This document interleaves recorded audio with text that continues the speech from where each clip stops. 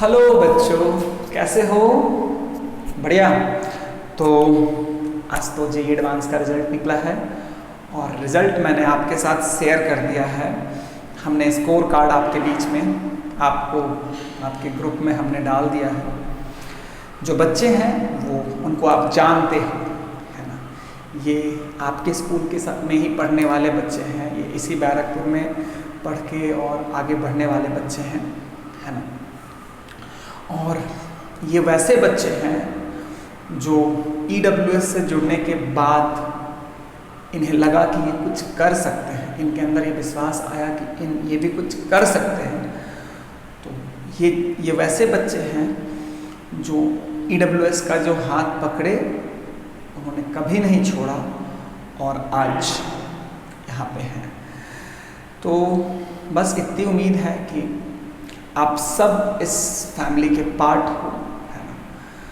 उम्मीद रहेगी कि ये जो शुरुआत हुई है ये अगले साल और अच्छे परफॉर्मेंसेस के साथ आए, आप लोग और अच्छे से काम करो और सही डायरेक्शन में सही अप्रोच के साथ काम करो।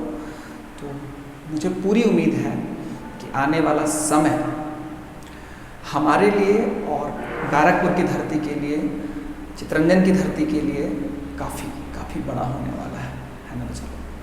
तो चलो, हम साउंड पढ़ रहे थे, साउंड के बारे में थोड़ा और जानते हैं, है ना। तो बात हो रही थी पीरियोडिक मोशन की और वाइब्रेशन मतलब ऑसिलेटरी मोशन की, है ना। हमने उस पर थोड़ी बात भी की थी। तो बेसिकली मैंने आप लोगों को समझाया था कि अर्थ का सन के अबाउट घूमना भी एक पीरियोडिक मोशन है और इस पेंडुलम का भी ऑसिलेट करना भी एक ऑसिलेटरी मोशन है। इस पेंडुलम का भी ऑसिलेट करना एक ऑसिलेटरी मोशन है ना।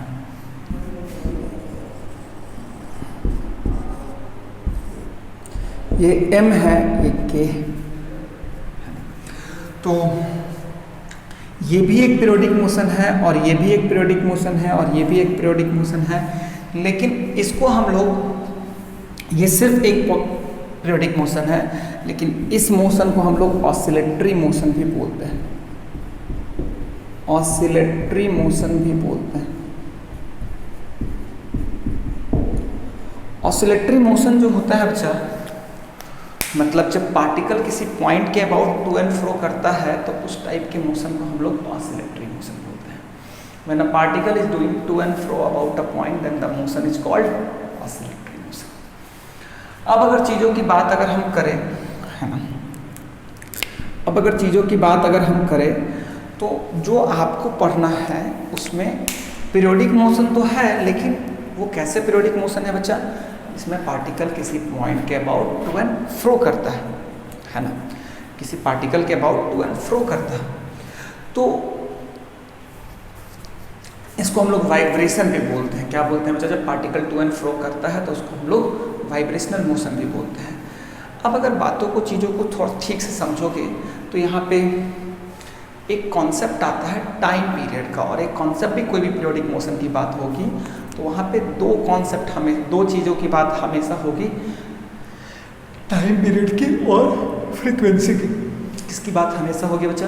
टाइम पीरियड की और फ्रीक्वेंसी की। तो टाइम पीरियड क्या होता है? टाइम पीरियड के बारे में हम लोगों ने पहले भी बात किया है कि एक ऑसिलेशन, वन ऑसिलेशन में जो टाइम लगे उसको हम लोग क्या बोलते हैं बच्चा? टाइम पीरियड बोलते हैं। वन ऑसिलेशन में जो टाइम लगे उसको हम लोग क्या बोलते हैं बच्चा? टाइम पीरियड बोलते हैं। Time required to complete one oscillation is called time period. फिर हम लोग बात करते हैं फ्रीक्वेंसी की, है ना। फ्रीक्वेंसी की भी बात करेंगे। जब भी पीरियोडिक मोशन की बात हो, अब वो पीरियोडिक हो सकता है, ऑसिलेटरी के टाइप का हो जाए, तो टाइम पीरियड एंड फ्रीक्वेंसी की बात हमेशा होगी। फ्रीक्वेंसी हम लोग किसको कहते हैं? दैट काइंड ऑफ, मतलब फ्रीक्वेंसी बोलते हैं number of oscillation in 1 second. In fact अगर आपने मेरे प्रीवियस क्लासेस अटेंड किए हैं तो मैंने ये भी बताया है what does it mean by one oscillation, कि पार्टिकल उसी जगह पे उसी डायरेक्शन ऑफ वेलोसिटी के साथ जब पहुंच जाए तो वी से दैट कि particle has completed one oscillation. Particle जब उसी जगह पे उसी डायरेक्शन ऑफ वेलोसिटी के साथ पहुंच जाए तो we say that particle has completed one oscillation. तो ये टाइम पीरियड हो गया, ये फ्रीक्वेंसी हो गया। क्या मेरी बात क्लियर है क्या बच्चा? तो हम इस टॉपिक पे ज़्यादा डिस्कस नहीं करेंगे। You know the relation between frequency and time period, frequency equal to 1/2। तुम जब भी ऑसिलेटरी मोशन की बात करोगे, पीरियोडिक मोशन की बात करोगे, टाइम पीरियड आएगा ही आएगा, ये फ्रीक्वेंसी आएगा ही आएगा। और इस बात को खूब समझना कि फ्रीक्वेंसी और टाइम पीरियड की जब बात करोगे तो तुम्हारे दिमाग में ये भी आना चाहिए, फ्रीक्वेंसी एंड टाइम पीरियड की जब बात करोगे तो तुम्हारे दिमाग में ये भी आना चाहिए कि फ्रीक्वेंसी एंड टाइम पीरियड की बात में जब तुम ये बात करोगे तो वन ऑसिलेशन का क्या मतलब होता है ये भी समझ में आना चाहिए कि वन ऑसिलेशन मीन्स कि मैं उसी जगह पे पहुंच रहा हूँ उसी डायरेक्शन ऑफ वेलोसिटी के साथ। तो हम लोग उसको क्या बोलते हैं बच्चा? वन ऑसिलेशन बोलते हैं। क्या बोलते हैं बच्चा? वन ऑसिलेशन बोलते हैं।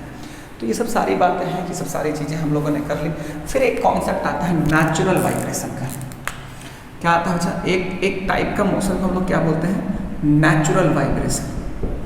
अब ये नेचुरल वाइब्रेशन तुम्हें समझ में ही आता होगा कि नेचुरल मतलब कुछ ऐसा जिसमें कि हम एक्सटर्नली कोई चीज़ इन्वॉल्व नहीं कर रहे हैं। जैसे मान लो कि ये स्प्रिंग ब्लॉक सिस्टम है या फिर ये पेंडुलम है, तो ये पेंडुलम को अगर तुम देखोगे तो ये पेंडुलम को जब ऐसे ऑसिलेट करोगे व्हाट विल हैपन? इसको ऐसे ऑसिलेट करने पे क्या होगा बच्चा?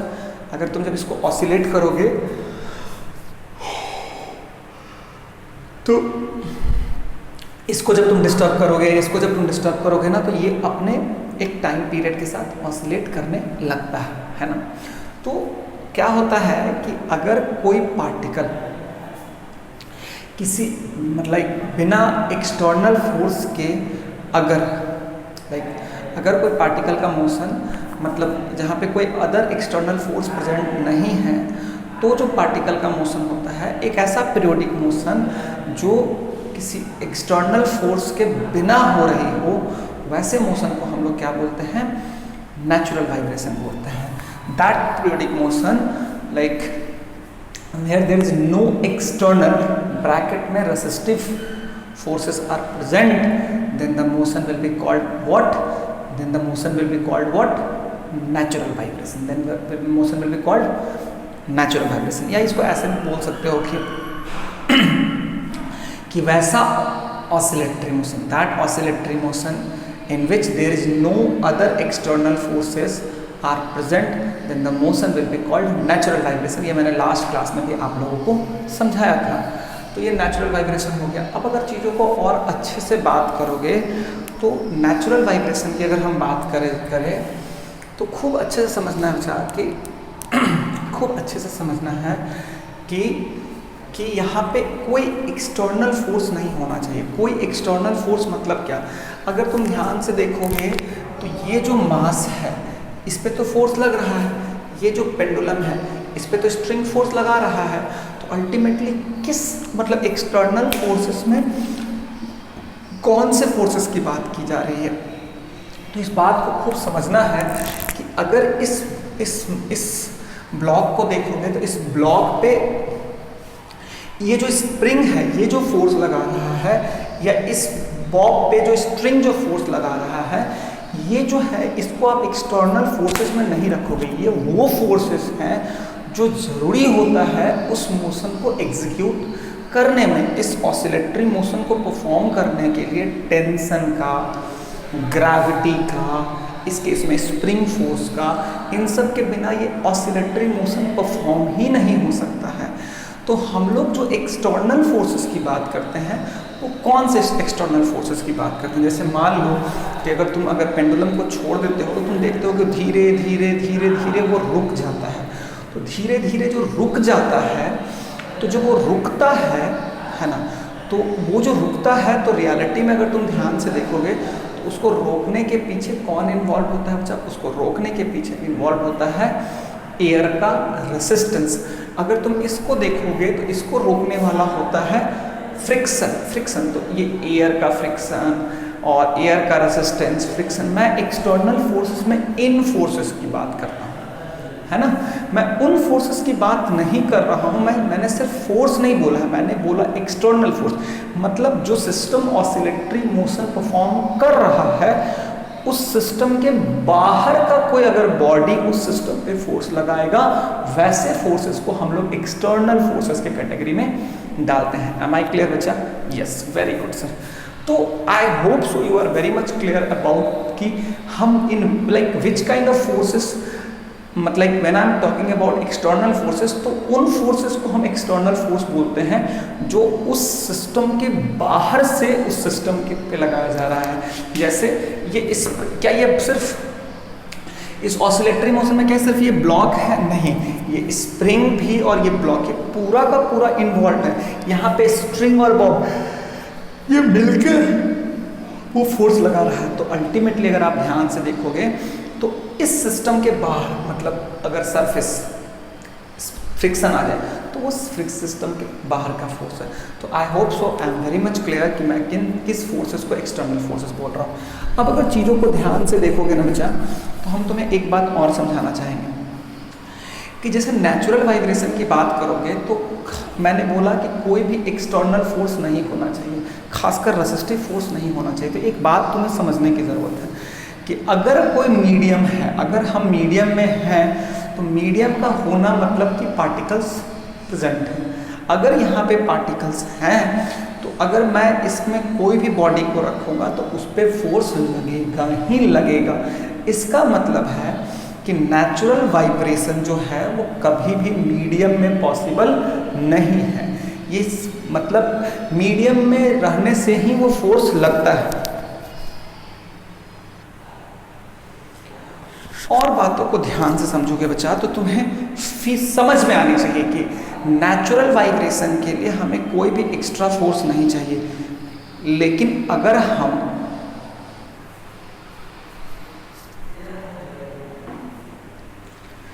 अब अगर बातों को समझोगे, जानोगे, तो मैं एक बात हम और बताते हैं कि ये बात पढ़ते के साथ ही समझ में आ जानी चाहिए थी कि सर मीडियम का होना मतलब particles are there. If the particles will be there they will obviously exert a force on any body, तो that force will be counted as external force. It means natural vibration is not possible, natural vibration is not possible in medium. It means ये तभी पॉसिबल है in absence of medium. In absence of medium means what, कि वहाँ पे vacuum होना चाहिए।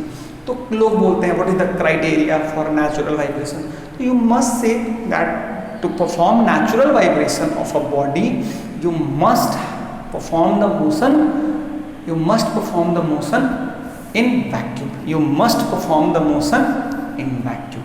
M I clear बच्चा लोग? Yes sir. अब अगर चीज़ों को ध्यान से देखोगे तो हम तुम्हें कुछ बताना चाहते हैं, है ना? हम तुम्हें बताना चाहते हैं, क्या बताना चाहते हैं, तुम चीज़ों को समझो।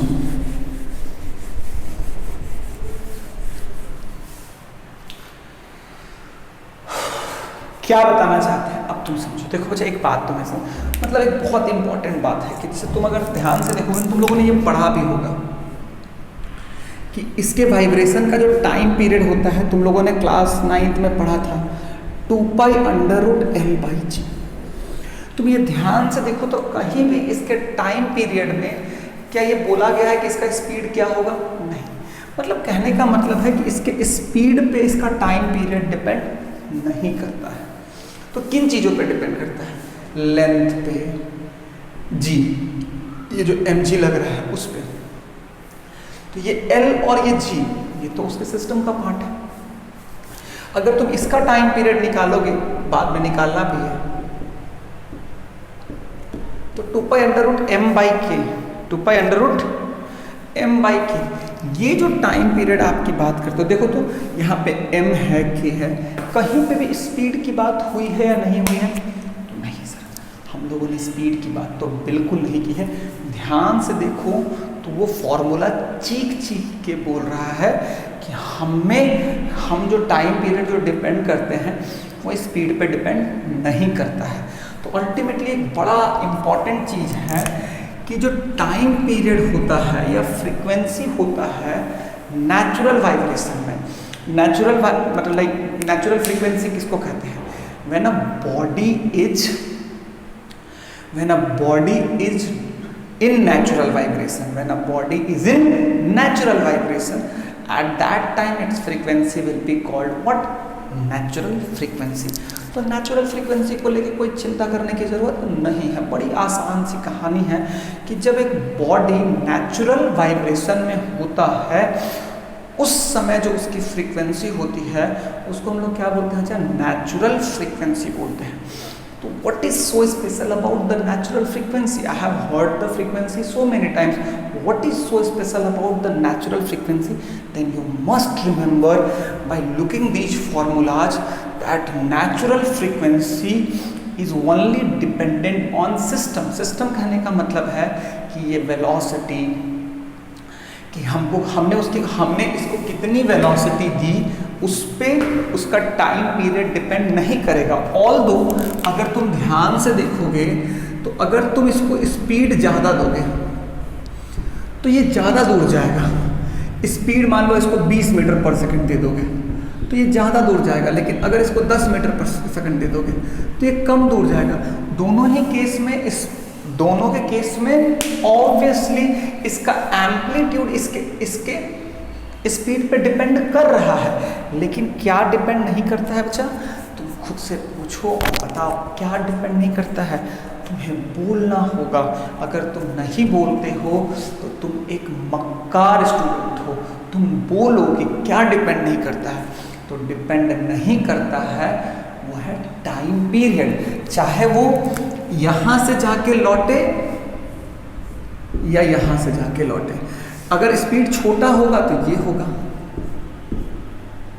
स्पीड छोटा होगा तो ये होगा।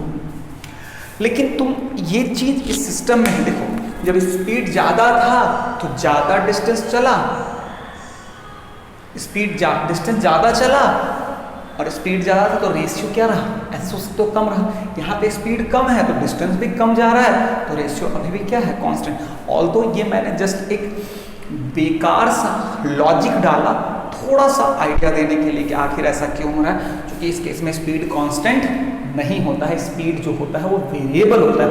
बट फिर भी स्पीड अपने आप को ऐसे एडजस्ट कर लेती है कि अल्टीमेटली वो ज़्यादा डिस्टेंस चल के भी जो रेशियो होता है वो कम ही होता है। तो उम्मीद के मुताबिक हम लोगों ने एक बड़ी बात कर दी, और ये एक ऐसी बात है जो तुम्हें बहुत मुक्त करती है कि जब भी तुम टाइम पीरियड की बात करोगे, जैसे फ्रीक्वेंसी की बात करेंगे, फ्रीक्वेंसी जो होगा वो 1/2π√k/m हो जाएगा, है ना। इस यहाँ पे फ्रीक्वेंसी की बात करोगे तो ये 1/2π√g/L हो जाएगा, है ना। ये फ्रीक्वेंसी है, ये फ्रीक्वेंसी है। तो ये बात तुम्हें खूब समझने की ज़रूरत है कि आप इस बात को समझ सकते हो कि ये कैसे हो रहा है। क्लियर है क्या बच्चा? अब अगर चीज़ों को ध्यान से देखोगे, ध्यान से समझोगे, तो मैंने तुम्हें एक बड़ी इंपॉर्टेंट बात बोली। तुम खुद से पूछो, क्या तुम्हें नेचुरल फ्रीक्वेंसी को जानने और समझने में कोई प्रॉब्लम हो रहा है? बिल्कुल नहीं सर। अरे क्या बात करते हैं, जब पार्टिकल नेचुरल वाइब्रेशन करेगा तो उस समय जो उसकी फ्रीक्वेंसी होगा उसी को नेचुरल फ्रीक्वेंसी बोलेंगे।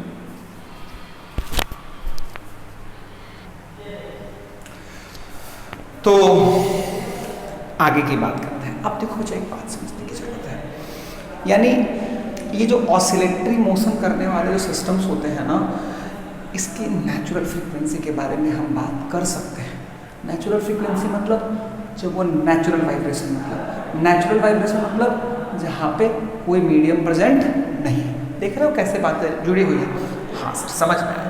तो ऐसे बहुत सारे सिस्टम होंगे जो नेचुरल वाइब्रेशन कर सकते हैं, उन सिस्टम की हम फ्रीक्वेंसी के बारे में बात करते हैं। तो आओ हम बताते हैं ये कैसे होता है। आओ बताते हैं। जैसे मैंने तुम्हें दो का तो बता दिया, दो का बताया ना, देखो इसका बता दिया। देखो तो ये पेंडुलम का हो गया ना, पेंडुलम भी ऑसिलेटरी मोशन कर रहा है। इसका जो फ्रीक्वेंसी होगा वो क्या होगा बच्चा? 1/2π√g/L। फिर इस सिस्टम की बात करोगे, नेचुरल वाइब्रेशन का, जो नेचुरल वाइब्रेशन के केस में इसकी जो फ्रीक्वेंसी होगी ये क्या होगी बच्चा? 1/2π√, k by m, am I right बच्चा, है ना। और भी है ना, और भी है, तो देखो बताते हैं कौन कौन हो सकता है ना। देखो बच्चा मेरी बात समझना, जैसे कि ये जो स्ट्रिंग होता है ना, जो दोनों एंड से बंधा हुआ होता है, ये जो स्ट्रिंग होता है ना दोनों एंड से बंधा हुआ होता है, जिसका लेंथ l है, इसकी ना बड़ी सारी बहुत सारी इसमें बहुत सारे नेचुरल वाइब्रेशन में, मतलब लाइक बहुत सारी ऐसी फ्रीक्वेंसी, लाइक इसकी बहुत सारी नेचुरल फ्रीक्वेंसी पॉसिबल है। डिपेंड करता है, क्राइटेरिया अलग है, जैसे इसका और इसका सिर्फ एक ही नेचुरल फ्रीक्वेंसी है, लेकिन इस सिस्टम का कितना नेचुरल फ्रीक्वेंसी हो सकता है, एक या बहुत सारा। अब मेरी बात समझने की कोशिश करना, देखो क्लास 10th है, लेकिन तुम्हारा जो आईसीएसई का जो बोर्ड होता है ना, वो कुछ भी घुसा देता है, तो कुछ भी घुसा देने से तो काम नहीं चलेगा भाई, हमें तो समझना पड़ेगा। तो मेरी बात समझना, तो इसमें ना बहुत सारे ऐसे स्ट्रिंग वेव क्रिएट किए जा सकते हैं, और उन स्ट्रिंग वेव्स की फ्रीक्वेंसी नेचुरल फ्रीक्वेंसी होती है ना। तो मेरी बात समझो, देखो एक बात समझने की ज़रूरत है, तो अल्टीमेटली इस स्ट्रिंग में बहुत सारे ऐसे स्ट्रिंग वेव क्रिएट किए जा सकते हैं और उसकी फ्रीक्वेंसी हो सकती है। तो मेरी बात समझना, अब होता क्या है, तुम ध्यान से देखो, यहाँ पे और यहाँ पे ये दोनों पॉइंट क्या है बच्चा, फिक्स्ड। ये दोनों पॉइंट क्या है बच्चा, फिक्स्ड, है ना। तो जब ये स्ट्रिंग नेचुरल वाइब्रेशन में होगा, तो इसमें क्या क्रिएट होता है बच्चा, स्टैंडिंग वेव्स क्रिएट होते हैं। क्या क्रिएट होता है बच्चा, स्टैंडिंग वेव। जैसे कि यहाँ पे ये नेचुरल वाइब्रेट कर रहा है, ये नेचुरल वाइब्रेशन है, तो इसकी फ्रीक्वेंसी है। लेकिन अगर ये स्ट्रिंग अगर नेचुरल वाइब्रेशन में है, तो इट मीन्स दैट कि स्ट्रिंग में क्या क्रिएटेड है, नेचुरल। स्ट्रिंग में क्या क्रिएटेड है, क्रिएट हो रहा है बच्चा, स्ट्रिंग में क्रिएट हो रहा है स्टैंडिंग वेव। स्ट्रिंग में क्या जनरेट हुआ बच्चा, स्टैंडिंग वेव। काफ़ी बड़ी टॉपिक है, इसके बारे में बातचीत भी लोग करते हैं, हम भी कर सकते हैं, है ना, कि इसके बारे में हम लोग बातचीत कर सकते हैं। लेकिन आप क्लास 10th में हो, और अगर मैं स्टैंडिंग में पढ़ाना शुरू करूँ तो 2 महीना आपको इसी क्लास में रहना पड़ेगा, तो क्या आप पढ़ना चाहोगे? नहीं, हमको काम की बात समझनी है। तो पहला जो काम का बात था वो ये समझना है कि स्ट्रिंग अगर नेचुरल वाइब्रेशन में है, इट मीन्स कि स्ट्रिंग में क्या जनरेट हुआ, स्टैंडिंग वेव। स्ट्रिंग में क्या जनरेट हुआ, standing wave. Am I clear? हाँ। अब स्टैंडिंग वेव में क्या होता है, स्टैंडिंग वेव में क्या होता है कि हर पार्टिकल अलग अलग एम्पलीट्यूड से वाइब्रेट करता है। थोड़ी सी बात करते हैं स्टैंडिंग वेव पे, स्टैंडिंग वेव के बारे में थोड़ी सी बात। आखिर ये स्टैंडिंग वेव की बात हम क्यों कर रहे हैं, कोई मुझे बता सकता है? Why am I talking about standing wave? Why am I talking about standing wave? Because why do I want to talk about standing wave? Because string का natural vibration मतलब string में standing wave generated है।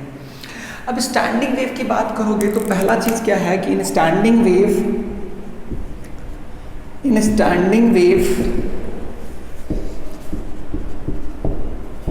every particle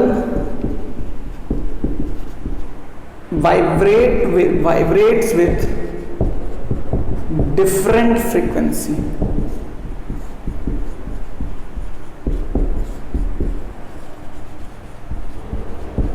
Every particle vibrates with different amplitude.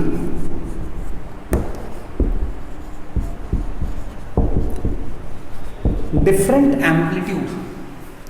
In a standing wave, every particles vibrates with different amplitude having same frequency. सारे particle की frequency same है, लेकिन सारे की एम्पलीट्यूड डिफरेंट होता है। अब ये जो एम्पलीट्यूड की बात किया है, The particle which is having maximum amplitude,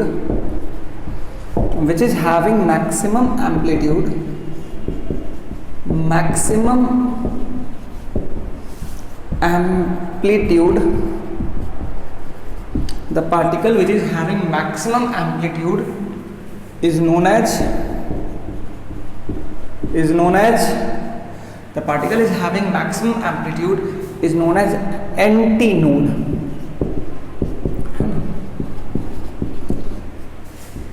The particle which is having zero amplitude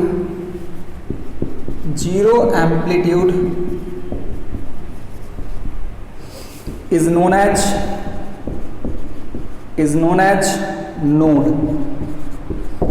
ये नोट नहीं है, ये स्टैंडिंग वेव का टर्मिनोलॉजी है। यहाँ पे हमने बात किया स्टैंडिंग वेव के बारे में। आपको दो चीज़ें जानने की जरूरत है, एक नोड के बारे में, एक एंटी नोड के बारे में। और ये नोड और एंटी नोड दोनों जो जुड़ा हुआ है वो एम्पलीट्यूड से जुड़ा हुआ है। इसीलिए मैंने एम्पलीट्यूड आपको बताया कि जब एम्पलीट्यूड जीरो है मतलब वहाँ का पार्टिकल क्या है, rest. When the amplitude is zero it means it is always at rest.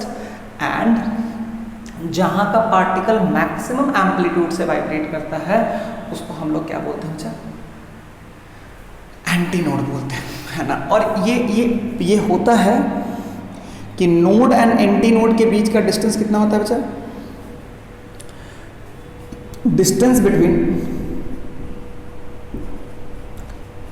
Between अब ये जो नोड और एंटी नोड होता है, अब जो नोड और एंटी नोड होता है, नोड और एंटी नोड जो होता है ना, बिटवीन टू नोड्स एक और पॉइंट है, between two node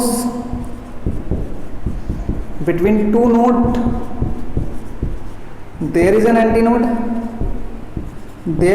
node and vice versa, है ना। Between to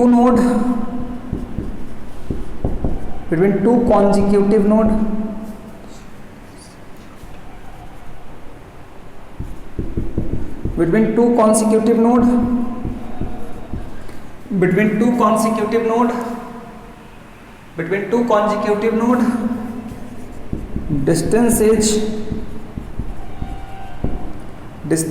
is lambda by 2। मतलब जो वेवलेंथ है, जो वेव है उसका जो वेवलेंथ है उसके लैम्डा बाई 2 के बराबर है,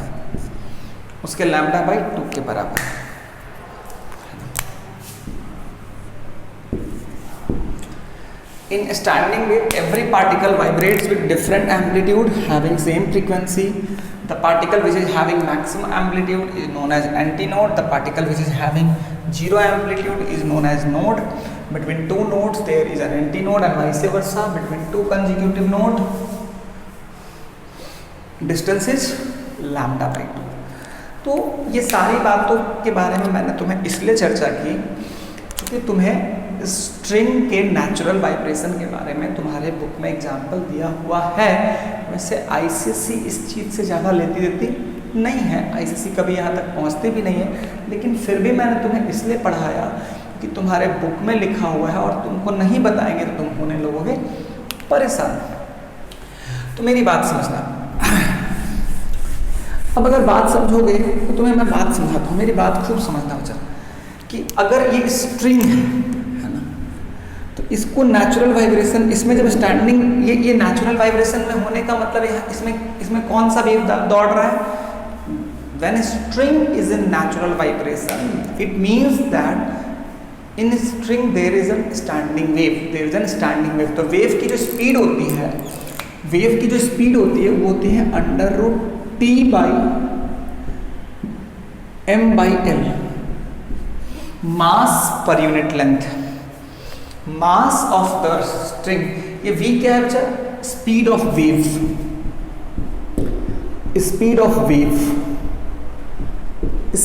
वेव इन स्ट्रिंग। या speed of string wave, speed of string wave, speed of string wave. क्या मेरी बात क्लियर है क्या बच्चा? क्या खूब बढ़िया से मेरी बात समझ में आ रही है क्या? तो अल्टीमेटली देखो मेरे लिए क्या है कि तुम्हें मैं वो फ्रीक्वेंसी बता पाऊँ, मैं तुम्हें वो फ्रीक्वेंसी बताना चाहता हूँ जिस फ्रीक्वेंसी को जानने के लिए हम और तुम साथ हुए हैं। लेकिन उस फ्रीक्वेंसी तक पहुँचने से पहले यू हैव टू नो कि यार मुझे कुछ और जानना पड़ेगा, और वो क्या जानना पड़ेगा? तो मुझे स्टैंडिंग वेव्स के बारे में जानना पड़ेगा। देयर लाइक काफ़ी बड़ी बातें की जा सकती हैं, मैं स्टाइल मारने के लिए बोल भी सकता था, लेकिन I am going to talk only that so that you can build a little bit of concept and for the class 10th you will feel confident. तो let's talk about standing wave. So what can we talk about standing wave? Different amplitude होता है सारे particles का, सबका जिसका amplitude ज़्यादा होता है उसको एंटी नोड बोलते हैं, जिसका एम्पलीट्यूड 0 होता है उसको नोड बोलते हैं। नोड वाला पार्टिकल रश नहीं होता है क्योंकि उसका एम्पलीट्यूड क्या होता है? 0 होता है। उसके बाद 2 नोड के बीच में एक एंटी नोड होता है, उसके बाद 2 consecutive node, between 2 consecutive node distance is λ/2, between 2 consecutive node distance is λ/2, between 2 consecutive node distance is λ/2। क्या मेरी बात क्लियर हो गया बच्चा? तो ये v इक्वल टू T/ml है। v इक्वल टू क्या हो गया बच्चा? T/ml। अब अगर हम बात करें तो मैं तुम्हें कुछ बताना चाहता हूँ। देखो मैंने तुम्हें एक बात बोला था कि जैसे पेंडुलम का सिर्फ एक ही फ्रीक्वेंसी पॉसिबल है, स्प्रिंग ब्लॉक सिस्टम का भी सिर्फ एक ही फ्रीक्वेंसी पॉसिबल है, but it has so many natural frequency. देखो नेचुरल फ्रीक्वेंसी कहने का मतलब क्या है कि नेचुरल फ्रीक्वेंसी में अगर कोई पार्टिकल है, नेचुरल वाइब्रेशन में है, तो नेचुरल वाइब्रेशन में है और अगर एनर्जी का लॉस नहीं हो रहा है, मतलब सिस्टम से एनर्जी बाहर नहीं जा रही है, तो वैसे मोशन को ही हम लोग नेचुरल वाइब्रेशन बोलते हैं। अगर कोई एक्सटर्नल फोर्स प्रेजेंट नहीं है, मतलब जैसे जब पार्टिकल अपने से वाइब्रेट कर रहा हो बिना कोई एक्सटर्नल फोर्स के प्रेजेंस में और एनर्जी का लॉस नहीं होगा, तो वैसे वाइब्रेशन को हम लोग नेचुरल वाइब्रेशन बोल सकते हैं। मतलब in natural vibration there is no loss of energy, that's why that motion keep going on till, आगे तुम्हें पता है मतलब अनंत काल तक तुम्हारा वो चलते रह सकता है।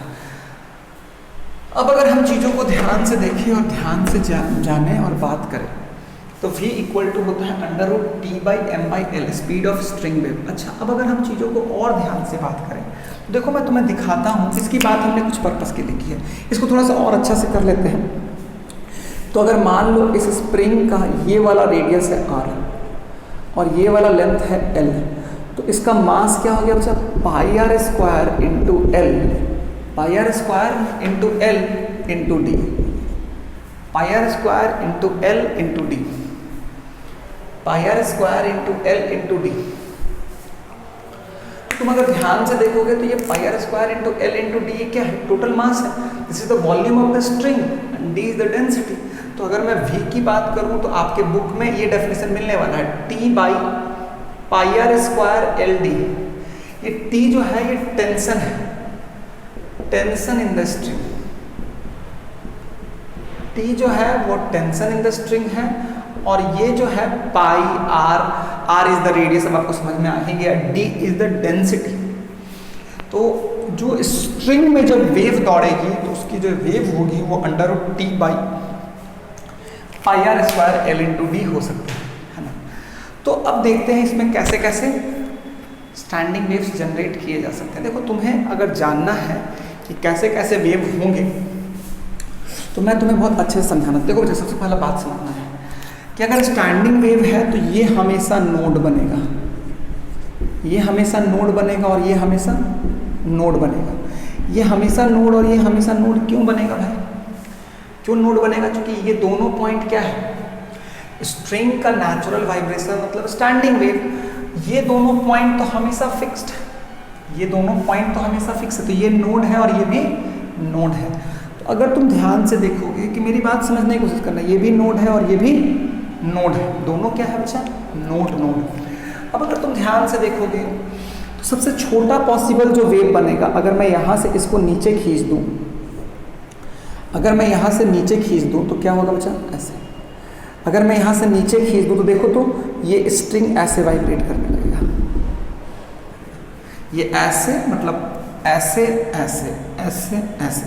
तो तुम देखो तो ये वाला पॉइंट और ये वाला पॉइंट क्या है, रेस्ट में, और ये जो है ये वाइब्रेट कर रहा है। अगर तुम ध्यान से देखोगे तो देखो तो बिल्कुल इसका जो मिडिल पॉइंट है, हर कोई जो वाइब्रेट कर रहा है, हर कोई जो वाइब्रेट कर रहा है वो अलग अलग फ्रीक्वेंसी से वाइब्रेट कर रहा है। हर कोई जो वाइब्रेट कर रहा है वो अलग अलग फ्रीक्वेंसी से वाइब्रेट कर रहा है। हर कोई जो वाइब्रेट कर रहा है वो अलग अलग, ये इतने बड़े एम्पलीट्यूड से वाइब्रेट कर रहा है, ये इतने बड़े एम्पलीट्यूड से वाइब्रेट कर रहा है, ये इतने बड़े एम्पलीट्यूड से वाइब्रेट कर रहा है, ये इतने बड़े एम्पलीट्यूड से वाइब्रेट कर रहा है, ये इतने बड़े एम्पलीट्यूड से वाइब्रेट कर रहा है। Everyone is vibrating with a different amplitude. और ये जो वेव बनेगा ये ऐसे ऐसे, फिर ऐसे, फिर ऐसे ऐसे ऐसे, ये ऐसे कीप ऑन डूइंग। अब अगर ध्यान से देखोगे, दिस इज व्हाट एल है ना। तो देखो तो ये नोड है और ये नोड है, सिर्फ एक ही एंटी नोड बनाना, अभी मैंने सिर्फ एक एंटी नोड बनाया है। तुम अगर ध्यान से देखोगे तो अगर तुम क्या बोल सकते हो, अगर ये स्टैंडिंग वेव है तो इन दोनों के बीच का डिस्टेंस किसके बराबर होता है, λ/2। तो λ/2 इक्वल टू क्या हो गया, एल। तो लैम्डा इक्वल टू क्या हो गया, 2l। अब अगर फ्रीक्वेंसी जाननी है तो v इक्वल टू क्या होता है, f लैम्डा। तो f इक्वल टू क्या हो गया, v/λ। तो तुम्हारे लिए v क्या होगा, इस जब ये स्ट्रिंग में वेव दौड़ेगा तो v क्या होगा बच्चा, v होगा √T/πr²d/2l,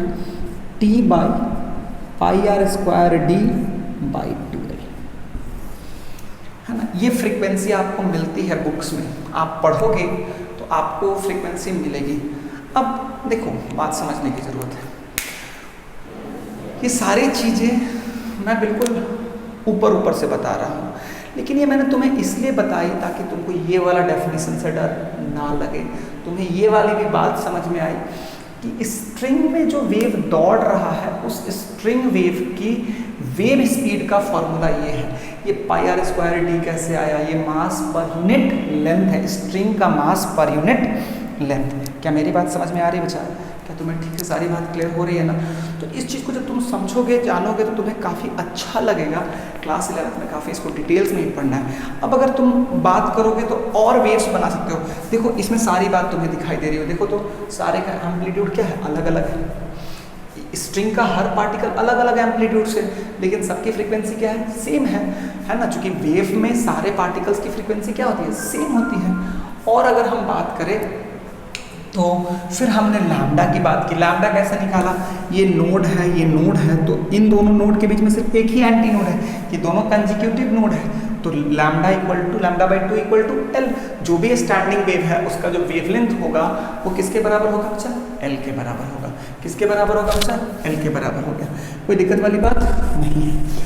और अगर हम बात करें, थोड़ा सा बात और कर सकते हैं अभी, और बात करें, देखो तो अल्टीमेटली अगर ये स्ट्रिंग है, ये स्ट्रिंग कैसा स्ट्रिंग है बच्चा, जिसका दोनों एंड फिक्स्ड है। तो ये भी नोड हो गया, ये भी नोड हो गया, दोनों तो नोड ही हो गया। और इसमें देखो तो क्या क्या किया जा सकता है, और ऐसे स्टैंडिंग स्वेप बनाया जा सकता है। हम क्या कर सकते हैं बच्चा, ये मेरा ये है, हमने क्या किया, अभी इसमें एक एंटी नोड था, अभी इसमें कितना एंटी नोड करोगे, 2 एंटी नोड।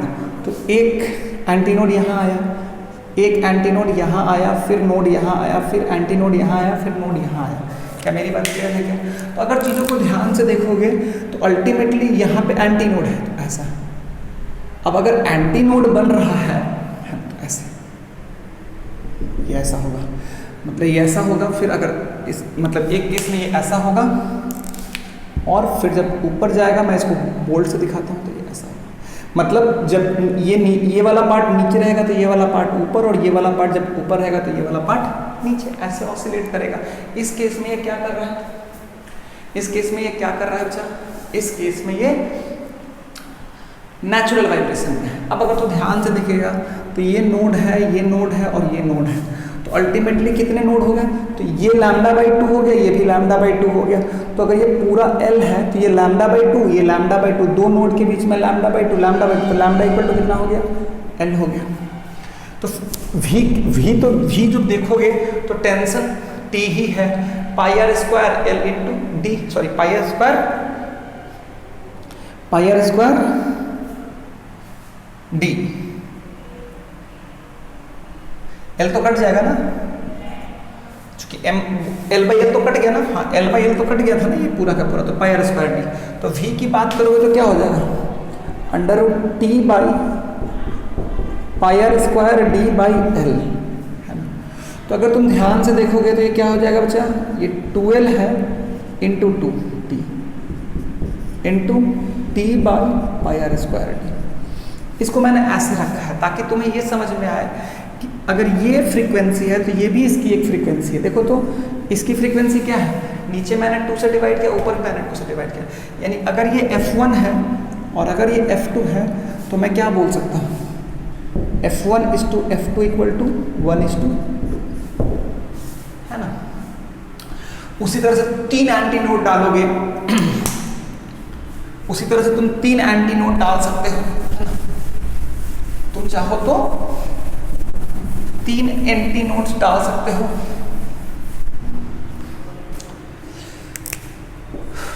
तीन एंटी नोड डालोगे तो ये एक एंटी नोड, फिर नोड, फिर एंटी नोड, फिर नोड, फिर एंटी नोड। तो अल्टीमेटली अगर तुम ध्यान से देखोगे तो ये नोड है, फिर ऐसे, फिर ऐसे, क्योंकि ये दोनों तो नोड ही होगा भाई, तो इसमें 3 एंटी नोड आया है ना। जब ये नीचे होगा तो ये ऊपर होगा, फिर ये नीचे होगा, फिर ये नीचे होगा, फिर ये ऊपर होगा, फिर ये नीचे होगा, मतलब ऐसे लूप्स हम लोग दिखाते हैं। अब अगर ध्यान से देखोगे तो क्या हो जाएगा, ये पूरा L है, ये लैम्डा बाई 2, ये लैम्डा बाई 2, ये lambda by 2, 3 lambda by 2 equal to L। तो ये F2 जो होगा वो क्या हो जाएगा बच्चा, ये L लैम्डा कितना हो जाएगा बच्चा, लैम्डा हो जाएगा 2L बाई 3। तो under root T by pi are square D by 2L by 3, है ना। तो ये बात तुम्हें समझ में आनी चाहिए, खूब ध्यान से तुम्हें समझ में आनी चाहिए। जितना ध्यान से तुम सीखोगे उतना ही तुम आगे बढ़ोगे। तुम्हें समझ में आनी चाहिए F1 is to F2 is to F3। तुम देखोगे तो ये मैंने क्यों अलग किया, देखो ये उसी स्ट्रिंग का पार्ट है, ये भी नेचुरल वाइब्रेशन, ये भी एक नेचुरल वाइब्रेशन की फ्रीक्वेंसी है। ये अगर F1 है तो F2 को हम लोग क्या बोल सकते हैं, F2 को हम लोग बोल सकते हैं 2F1, F3 को क्या बोल सकते हैं, सॉरी F1 को क्या बोल सकते हैं 2F0, है ना। सॉरी ये F1 हो गया, ये F0 हो गया, तो 2F0, F2 को क्या बोल सकते हैं 3F0। तुम्हें ये खूब बात समझ में आनी चाहिए कि इसकी बहुत सारी फ्रीक्वेंसीज हो सकती है और उन सारी फ्रीक्वेंसी का रेशियो F1 1:2:3 है। मतलब इस स्ट्रिंग की बहुत सारी फ्रीक्वेंसी हो सकती है और उन सारी फ्रीक्वेंसीज का रेशियो F1:F3, ये क्या हो जाएगा बच्चा 1:2:3:4, ऐसे करके बहुत सारी फ्रीक्वेंसी आप बना सकते हो, है ना। तो मुझे आपको यही समझाना था कि it has so many natural vibration. Natural vibration में एनर्जी का लॉस कभी भी होता नहीं है। तो ये बात आपको खूब समझ में आनी चाहिए। लेकिन इतना जो मैंने बताया उसमें आपके बुक में F0, F1, F0 मतलब इसको हम लोग बोलते हैं फंडामेंटल फ्रीक्वेंसी, जो बेसिक फ्रीक्वेंसी होती है उसको हम लोग क्या बोलते हैं, उसको हम लोग क्या बोलते हैं, इसको हम लोग बोलते हैं फंडामेंटल फ्रीक्वेंसी। फंडामेंटल फ्रीक्वेंसी मतलब बाकी जो भी फ्रीक्वेंसी होंगे वो इसी के मल्टीपल में होंगे, 1:2:3:4:5, है ना बच्चा। This is what fundamental frequency. क्या होगा बच्चा, फंडामेंटल फ्रीक्वेंसी। अब जो बात है, अब अगर जो बात है तो चीज़ों को समझ में आना है और इसको देखना भी है।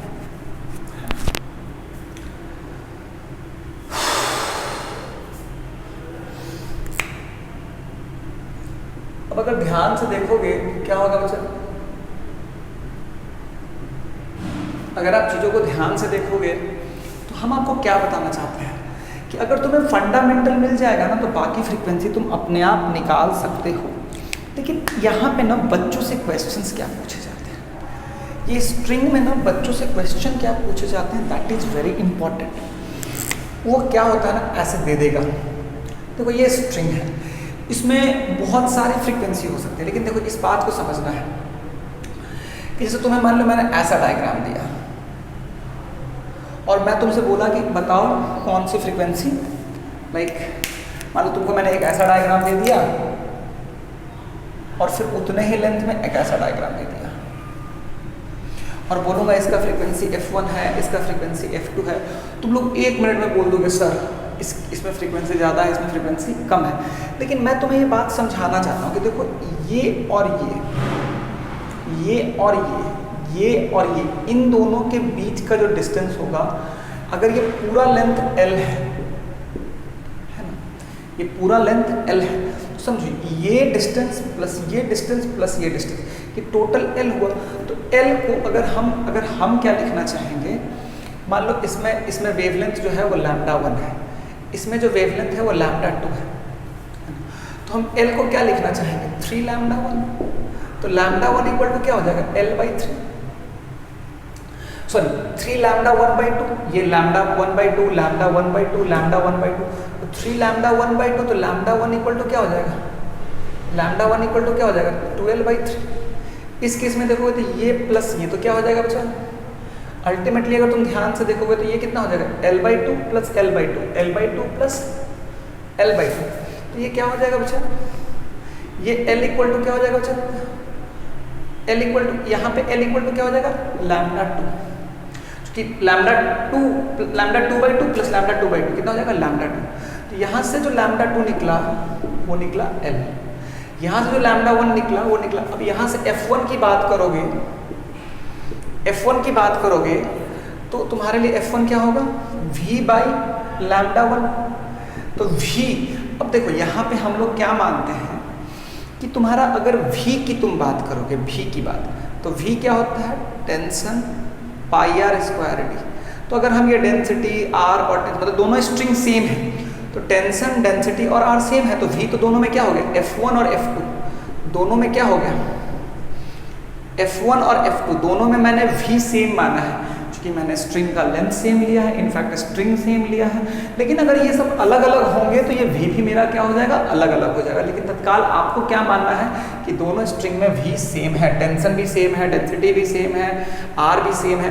तो अगर F1/F2 की बात करोगे, F1/F2 की बात करोगे तो क्या हो जाएगा, λ2/λ1, λ2/λ1 कितना है बच्चा, λ2 जो है वो L है और ये है 12/3, ये L कट गया, ये हो गया 3/2। तो F1/F2 कितना हो गया बच्चा, 3:2। F1/F2 कितना हो गया बच्चा, 3:2। तो तुम समझ सकते हो, ऐसे कर सकते हो, ऐसे बच्चे निकाल लेते हैं, लेकिन मैं उनको बिल्कुल ऐसे बताता हूँ, है ना। क्योंकि ICSE के जो क्वेश्चंस होते हैं उसमें ना ये बच्चे बहुत सारा मिसकंसेप्शन होता है, वो कर लेते हैं। लेकिन बात है कि अगर मैं घुमा देने का मतलब है, मान लो इन दोनों का लेंथ अलग अलग कर दूँ, स्ट्रिंग सेम है लेकिन लेंथ अलग अलग कर दिया, तो स्पीड अलग अलग रहेगा, लेकिन वो रेशियो निकालने में आपको दिक्कत होगी ना भाई। तो कहने का मेरा मतलब है कि इसमें काफ़ी अच्छे अच्छे क्वेश्चंस कराए जा सकते हैं। जैसे एक क्वेश्चन मैं आपको करके दिखाता हूँ कि अगर इसमें मैं चाहूँ तो कैसे क्वेश्चंस, मतलब शायद एक थोड़ा सा ही मैं घुमा दूँ तो आप लोग गड़बड़ कर दोगे। जैसे कि मैं तुमसे क्या पूछता हूँ, मेरी बात समझना, मैं तुमसे क्या पूछता हूँ, जैसे मान लो ये है और ये है, मान लो सब कुछ सेम है, लेकिन इसका ये L है, टेंशन सेम है, स्ट्रिंग सेम है, लेकिन ये L है और ये जो है वो 5L/4 है ना। अब इसमें जो स्ट्रिंग है उसमें ऐसे लूप्स बने हुए हैं, है ना, और इसमें जो बना हुआ है ऐसे बना हुआ है ना, ऐसे बना हुआ है। तो तुम इसमें नहीं बोल सकते हो कि ये 3 है, 1 2 3 4 5, मतलब ये 1 ये 2, मतलब ये एक ऐसा लूप 1 2 3 4 5, तुम नहीं बोल सकते हो कि F1/F2 इज 3/5। ये बोलना सरासर गलती है। You cannot say it. क्यों? आपको निकालना पड़ेगा। तो कैसे निकालोगे? तो मान लो इसमें जो स्पीड है वो v हो गया, इसमें भी v ही है, चूंकि अल्टीमेटली टेंशन और डेंसिटी और रेडियस सेम बोला हुआ है, चूंकि स्पीड जो होता है वो v सेम हो गया। अब अगर तुम ध्यान से देखो तो मान लो इसमें λ1 हो गया और f1 हो गया, ये λ2 हो गया और f2 हो गया। आप लोगों को मैंने पहले भी बताया है कि वेव किस पे डिपेंड करता है? मीडियम पे। तो स्ट्रिंग अगर सेम रखोगे, इक्वली टाइट करके बांध दोगे, तो वेव जो होगा इसमें और इसमें दोनों स्ट्रिंग अगर सेम हो गया, टेंशन वेंशन सब सेम हो गया, तो वेव स्पीड क्या रहेगा? सेम रहेगा। ये मैंने आप लोगों को पहले भी बता रखा है। लेकिन इसमें λ1 है और इसमें f1 है। लेकिन अगर इसमें λ1 है तो ये λ1/2, ये λ1/2 और ये भी λ1/2, तो ये कितना हो गया? 3λ1/2 इक्वल टू L। यहाँ पे क्या होगा बच्चा? यहाँ पे देखोगे तो ये λ2/2, λ2/2, λ2/2, λ2/2, λ 1 2 3 4 5 5 λ2/2 इक्वल टू क्या हो गया बच्चा? L। तो λ1 क्या हो गया बच्चा? 12/3। λ2 क्या हो गया बच्चा? 12/5। अब यहाँ से फ्रीक्वेंसी की बात करोगे तो v/λ1, फ्रीक्वेंसी की बात करोगे तो v/λ2। तो तुम ध्यान से देखो तो f1/f2 कितना हो जाएगा बच्चा? v/λ1 v/λ2, तो v भी कट जाएगा, λ2 is to λ1। λ2 क्या हो गया बच्चा? λ2/λ1। λ2 क्या हो गया? 12/5, 12/5 is to 12/3। सॉरी, कुछ गड़बड़ हो गया क्या? सॉरी, यहाँ पे तो 5L/4 है ना भाई, 5L/4 है, तो ये 5 कट जाएगा, ये 2 कट जाएगा। 5L/4 है ना, तो 5 λ2/2 इक्वल टू 5 कट गया, 2 से 2 कट गया, तो λ2 कितना हो गया बच्चा? λ2 कितना हो गया बच्चा? ये हो गया L/2। λ2 कितना हो गया बच्चा? L/2। अब λ2 को यहाँ पे रखोगे तो ये कितना हो जाएगा?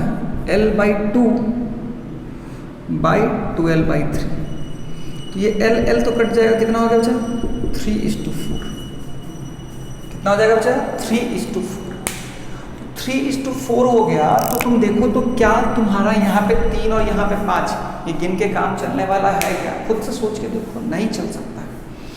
हम फ्रीक्वेंसी निकालने के लिए वेव स्पीड और वेवलेंथ निकाल रहे हैं। वेवलेंथ लैम्डा के टर्म्स में निकाल रहे हैं और वेव स्पीड हमें का फॉर्मूला हमें पता होता है। अगर इसमें भी अगर तुम्हें टेंशन दे दिया जाए, डेंसिटी दे दिया जाए, रेडियस दे दिया जाए, तो वहाँ पे भी काफ़ी सारे वेरिएशंस आ सकते हैं। मेरा कहने का मतलब है कि you are always having an option कि आप कैसे सोचोगे। तो इन बातों को समझना है, इन बातों को सीखना है ना। और काफ़ी सारी कहानी अभी बाकी है, लेकिन आज के वीडियो में इतना ही। हम फिर मिलेंगे, मैं इस पर और भी क्वेश्चंस कराऊंगा अगले क्लास में, लेकिन आज के लिए इतना ही बच्चा। टाटा बाय बच्चा लोग।